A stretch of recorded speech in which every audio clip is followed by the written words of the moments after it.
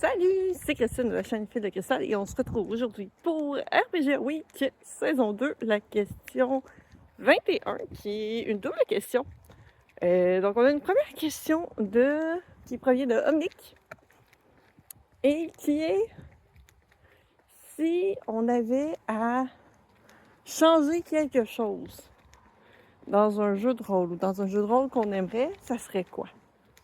Puis là, je vais ramener un jeu que j'aime bien qui est Praeterea Prima, que ça fait des années que je joue, je suis DM à ce jeu-là. C'est le jeu que je dis que ça me dérange pas de DMer.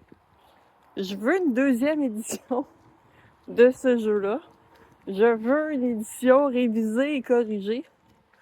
Puis, autant le jeu est super intéressant, j'aime comment l'histoire qui est dedans, c'est vraiment basé sur l'histoire de la période romantique, de la Rome, de l'Antiquité, et non pas de romantisme, pas porter à confusion. Et il y a vraiment les bâtisses, leur utilité, il y a des clins d'œil à comment les gens vivaient à cette vie-là, c'est super bien fait là-dessus. Puis les classes qu'ils ont utilisées, les peuples qu'ils ont utilisés, ça a beaucoup de sens. Mais à chaque fois, les façons de faire les fiches de personnages, il y a des choses qui se contredisent entre ces explications, ces exemples, puis la fiche réelle. Puis, tu sais, c'est même pas parce que j'ai été télécharger les fiches en ligne parce que c'est pas facile de scanner la dernière page d'un livre. Mais même sur la dernière page du livre, il y a les mêmes erreurs que sur les fiches qu'on voit en ligne. Fait que il y a vraiment des erreurs, puis des fois, ils suggèrent de faire des jets, parce que c'est un principe de atteindre des jets de difficulté pour réussir ou échouer, comme beaucoup d'autres jeux. Puis là, il dit, ben ok, vous prenez telle caractéristique avec telle caractéristique, puis tu te rends compte que ben, il y a une des deux caractéristiques, elle n'existe juste pas sur les fiches de personnage. Selon les classes que tu prends, ça te dit mettez un point dans telle caractéristique, elle n'est pas sa fiche. Elle n'existe juste pas. Mais il y a tellement de choses comme ça que ça n'a pas été révisé, je sais pas. Il manque un peu de finition. La façon de monter de niveau, je trouve que c'est vraiment pas bon. Là, je vais chialer sur un jeu que j'adore. T'sais. C'est rare que je chiale, mais des fois, il faut que je chiale. Ça avait bien fait rire Marc quand j'avais dit que monter de niveau, c'est à chier. Parce que ça se peut que tu montes pas de niveau. Fait que tu sais, tu travailles super fort, tu gagnes des sortes de points de comportement. Fait que dans le fond, c'est pas des points d'expérience, c'est des points de comportement. Pour chacune de tes 3 valeurs. Donc, qui est Fides, Pietas, puis Valor. Donc, Fides, c'est la force. Traduit grossièrement, donc ça serait comme la force. Ou tout ce qui est plus physique. Valor. Je suis en train de tromper. Fides. Donc, Fides, c'est le mental. Valor, c'est le physique. Puis Pietas, c'est la spiritualité. Grosso modo.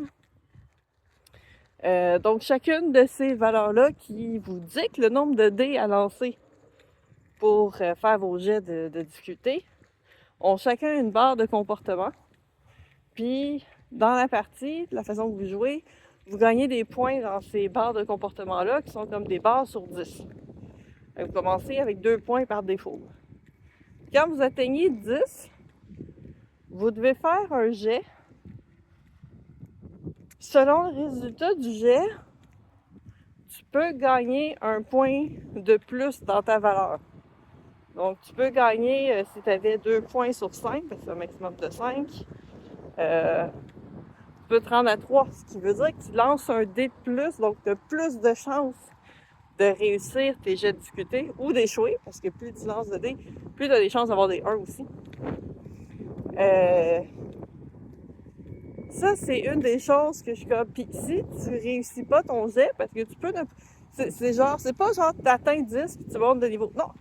Tu lances ton jet de dés pour réussir. Puis si tu réussis ton jet, puis là, je me souviens plus exactement comment ça marche, mais dépendamment du nombre de points que tu as déjà, il faudrait un certain nombre, puis tout ça. Fait que si tu réussis ton jet, ben tu gagnes un dé de plus. Puis t'as pogne ton comportement, il retombe à 0 sur 10. Ou sur 2 sur 10, puisque il me semble que c'est une affaire niaiseuse de même. Si tu réussis pas ton jet, ben, tu gagnes pas ton dé, là, tu retombes à 0 sur 10. Donc, toute, genre, l'expérience, entre guillemets, que tu as gagnée, ben, tu l'as perdu, tant pis pour toi. Les dieux ont décidé que tu ne méritais pas d'avoir un dé de plus. Bien, puis comme, ça n'a pas de sens, ça me semble pas logique de pouvoir faire ça. Puis, je trouve que ça fait un peu étrange que tu peux monter de niveau, mais c'est genre le hasard qui décide si tu montes de niveau ou pas. Peu importe tes compétences. Je veux dire, ça peut arriver des bad luck dans la vie que t'apprends pas de tes erreurs, mais techniquement, t'apprends de tes erreurs puis t'apprends de qu'est-ce que tu réussis aussi. Fait que ça, c'est vraiment... La façon de monter le niveau du jeu est vraiment pas bonne. Faire une fiche, c'est extrêmement compliqué. Parce que justement, il y a des choses qui fonctionnent pas dans les instructions du livre. Entre autres parce qu'il y a des caractéristiques qui n'existent pas. Fait que ça, déjà, ça aide pas. Mais tout ça, c'est toutes des choses que je suis comme, ben voyons donc. Avoir un jeu si intéressant au niveau des histoires, il y a des scénarios qui sont inclus. Il y a un scénario dans le livre de base que je trouve super intéressant. Je sais pas si mes joueurs en ce moment ils trouvent ça intéressant. Ils ont presque fini, puis je sais même pas quand est-ce qu'ils vont faire la finale. Le jeu, le scénario est super intéressant. Il y en a un deuxième scénario dans le... voyons. Ben, pas dans l'écran, mais avec l'écran du maître, il y avait un petit dépliant dans lequel il y a plus d'informations, entre autres sur les femmes à cette période-là. Plus il y a des NPC féminines de différentes classes que les personnages peuvent poser, des idées de quête. Plus il y a un petit scénario aussi dans l'écran du maître. Puis il y a des scénarios en ligne, il y a des aides de jeu en ligne. Quoique là, je vous dis ça en ligne, ça dépend. Il y en a qui ont disparu parce que c'était hébergé sur le site de la maison d'édition qui aujourd'hui, depuis plusieurs années, depuis plus de 10 ans, n'existe plus. Puis de mémoire, il y a eu un livre ajout de jeu qui s'appelait Galia. Il me semble qu'il y avait aussi un scénario dans ce livre-là. Je sais pas, parce que j'ai jamais pu mettre la main dessus. Mais si jamais, parce que je sais qu'il se trouve en usagé en France, donc si jamais j'ai un Français qui est super gentil, moi je suis prête à payer le livre et le shipping. Je sais que ça va coûter une beurrée, mais je serais super curieuse. Puis tu sais, j'ai essayé de trouver, apparemment qu'il existait une page sur un forum avec des correctifs du livre. Puis j'ai beau essayer avec Wayback Machine, il y a la page que tu vois, genre le sujet du forum, mais quand tu cliques dessus, Wayback Machine n'a pas la page liée, fait que j'ai pas les correctifs. Fait qu'il y a bien des choses que j'aurais probablement aimé savoir. Puis oui, j'ai essayé de contacter l'auteur de ce jeu de rôle-là. J'ai pas eu de retour de réponse, j'ai probablement tombé dans les spams Facebook. Je sais pas s'il est sur Facebook. Mais puis la majorité des informations sur ce jeu-là, c'est des liens morts. Ça a comme tombé dans l'oubli totalement. Je sais pas si c'est parce que comme il y avait tellement d'erreurs aussi, puis que le jeu était quand même complexe. Il se voulait simple d'après moi. Il y a beaucoup de choses que je trouve simples. Il y a des choses que moi j'ai simplifiées.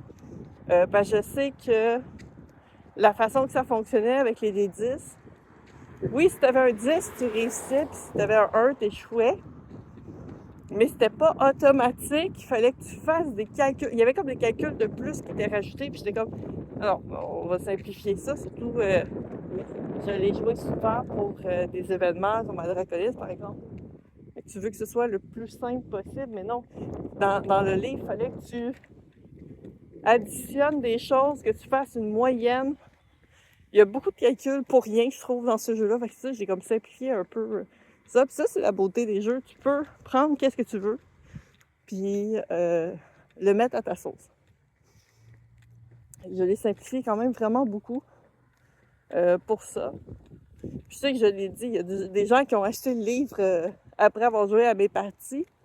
Parce que je pense que le gnome archiviste, il en reste encore quelques copies du livre de base puis du maître de jeu. Pas le maître de jeu, mais l'écran de maître. Ouais, il vend pas des maîtres de jeu sur sa table. Je suis sûre que Philippe aimerait bien ça, avoir des maîtres de jeu à louer disponibles. Mais non, c'est ça. Fait que les écrans du maître, ça, je pense qu'il reste un écran de maître puis 2 livres, quelque chose du genre. Fait que ça, il les vend encore, mais il n'y a plus accès à pouvoir en commander. Fait que, puis je le dis aux gens, ben tu sais, contactez-moi si vous avez des questions sur le livre. Moi, j'ai annoté ma copie parce que justement, j'étais étonnée de chercher des choses qui n'existaient pas, t'sais. Puis, donc, c'est ça. Fait que c'est qu'est-ce que je changerais ou améliorerais sur un jeu de rôle que j'aime. J'aime beaucoup Praetoria Prima. J'adore le faire jouer.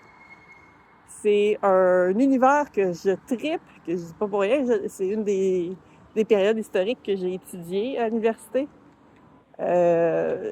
J'aime comment que tout est monté. Il y a énormément de quêtes secondaires suggérées dans le livre qui sont super intéressantes puis qui fit vraiment pour ce style d'univers-là.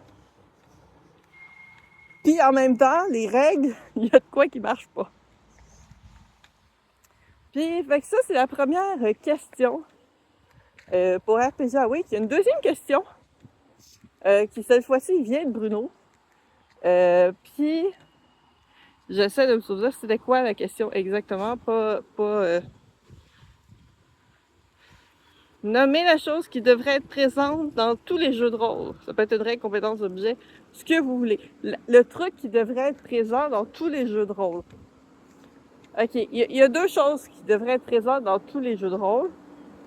Puis là, c'est un peu ironique de ce que je veux dire, mais common sense. Il devrait avoir une statistique ou une caractéristique, quoi que ce soit. Tous les personnages devraient avoir common sense. Je m'explique. Les personnages savent des choses que votre joueur ne sait pas. Puis c'est normal parce que les personnages ont vécu des choses, ils ont vécu des expériences qui sont différentes de ce que vous avez vécu. Puis, pas juste pour le médiéval fantastique.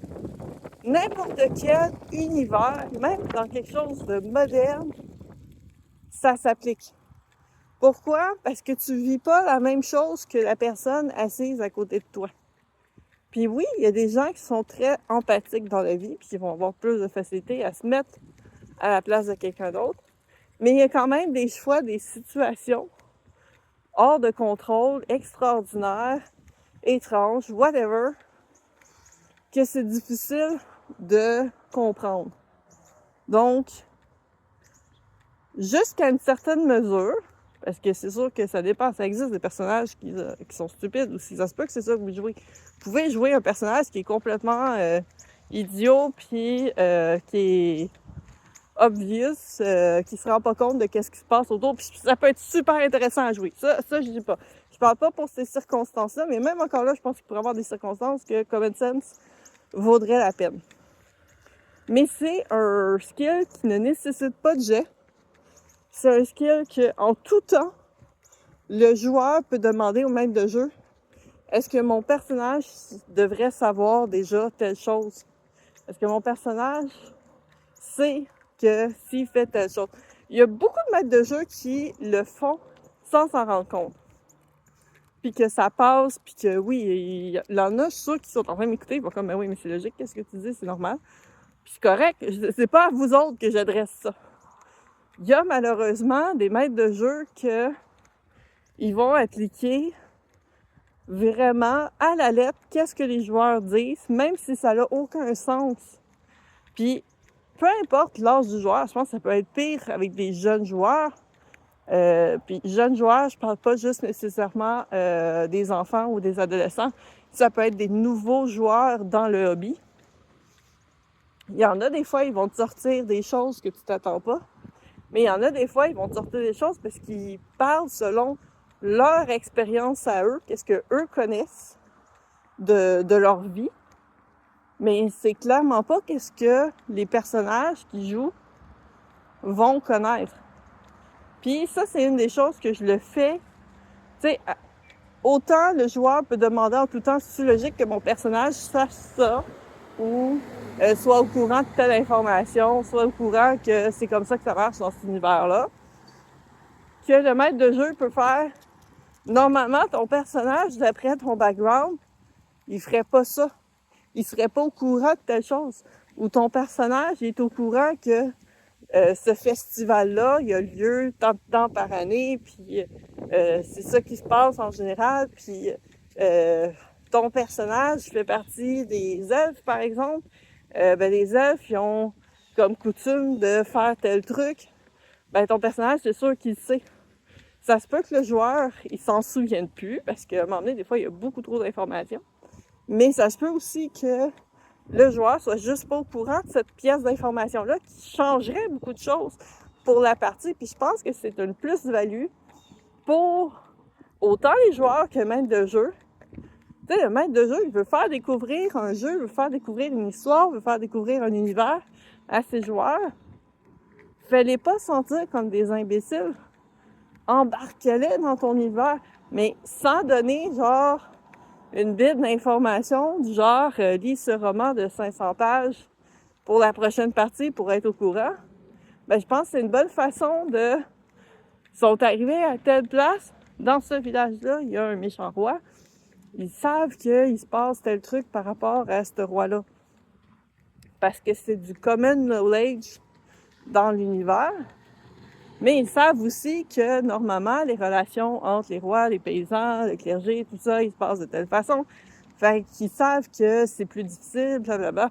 Fait que tu sais, c'est comme juste des bribes d'informations comme ça à rajouter qui peuvent aider. Puis ça rend ça beaucoup plus smooth à ce moment-là. Puis c'est toutes des choses qui... T'es pas obligé d'y aller by the book non plus. Mais c'est une bonne façon de broder ton univers puis de rajouter de l'information. Puis tu sais, vous avez probablement tous déjà entendu parler de cette histoire où est-ce que les aventuriers partent. Première quête, parfait, on s'en va. C'est un voyage de 5 jours. Puis maître de jeu, parfait, est-ce que vous faites quelque chose de particulier pendant votre voyage? Puis les joueurs sont comme, non, on se rend en destination s'il n'y a rien qui se passe. Fait que le maître de jeu, il fait comme, parfait, au bout de 5 jours, vous êtes tous morts parce que vous m'avez pas dit que vous avez mangé. Vous pouvez jeter vos feuilles de perso, on va en créer d'autres. Ça, c'est le maître de jeu qui, lui, a manqué de common sense à ce moment-là.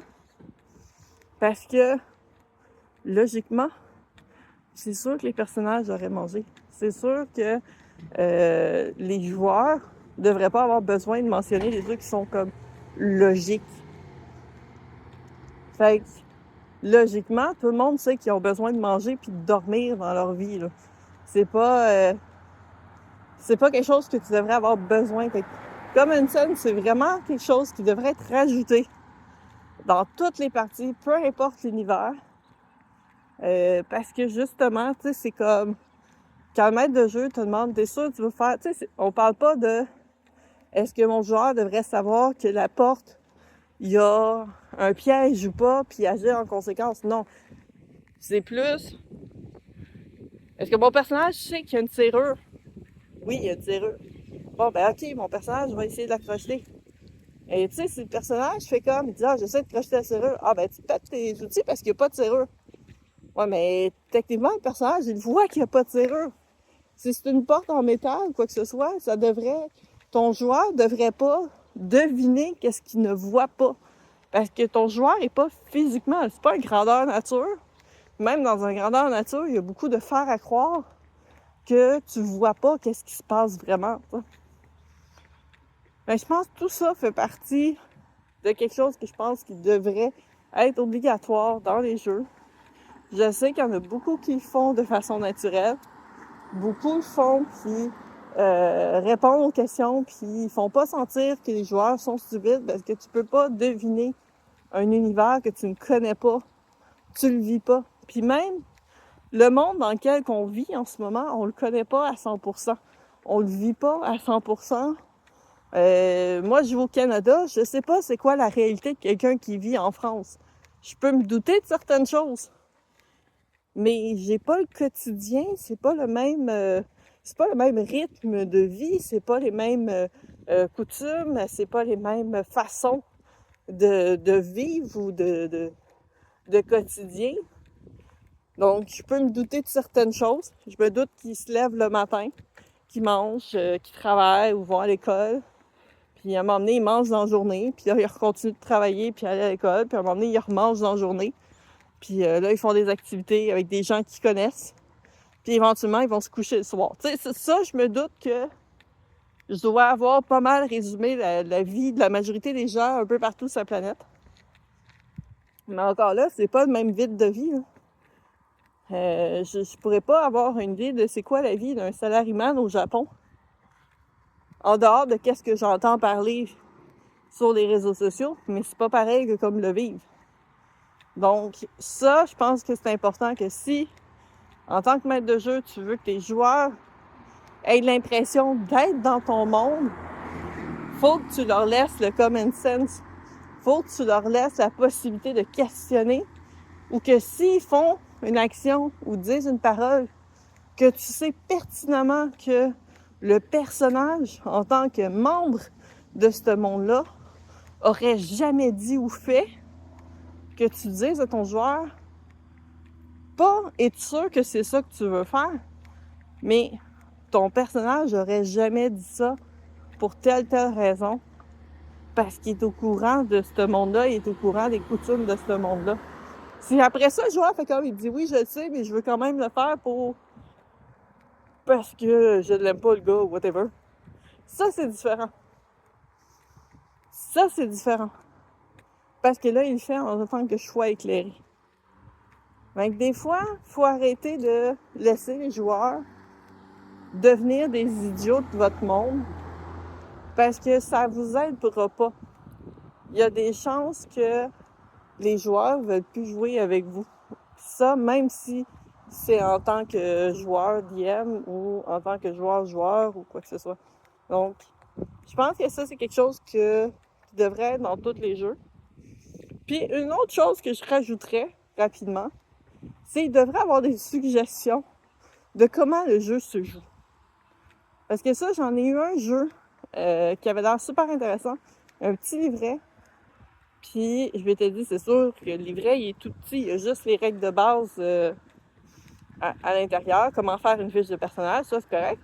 Puis, je me dis, je vais trouver sûrement des ressources en ligne. On trouve tout en ligne, c'est un jeu hyper moderne en plus. Il y avait peut-être 5-10 ans, même pas. Peut-être plus 5. Puis, non.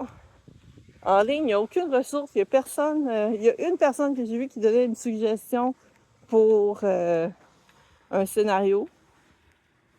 Mais non, c'est vraiment... c'est Sandbox. C'est un jeu qui est littéralement Sandbox. Ça t'explique comment créer les personnages, donc les personnages joueurs. Ça te dit comment faire les gestes si tu veux faire des interactions. Mais t'as pas d'idée de comment faire pas nécessairement des monstres, mais mettons les personnes contre qui tu vas... les NPC, t'as très peu d'idées sur l'univers. C'est survolé. Puis j'ai trouvé ça comme dommage, parce que j'ai fait... Le thème m'intéressait beaucoup, mais j'ai rien, j'ai pas d'os à gruger du tout. J'ai quelques miettes, puis c'est comme, tu peux utiliser ce système-là dans ce que tu veux, finalement, avec un thème. Il y a quand même un thème, mais tu sais, comme c'est quand même assez varié, que c'est pas non plus... tu sais, comme si par exemple, ce serait les contes. Ben oui, je connais suffisamment les histoires de... comment il s'appelle? Les frères Grimm, Hans, Christopher, je me souviens plus de son nom, celui qui a fait La Petite Sirène, Anderson, je pense.